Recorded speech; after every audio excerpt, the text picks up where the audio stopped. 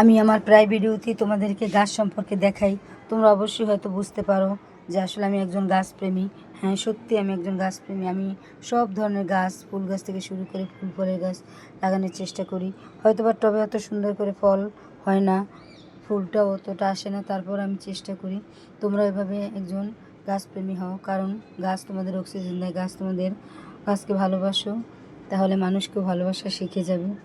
আর এটা হলো আমি প্রায় সময় আমি আমার ফেসবুকেও অনেক সময় এগুলো নিয়ে ভিডিও করি, তোমরা দেখে আসতে পারো।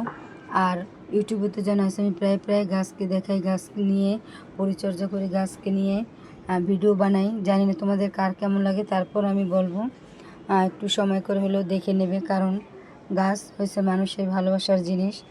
যে যত ভালোবাসা দেখাতে পারবে সে ততটাই লাভবান হবে।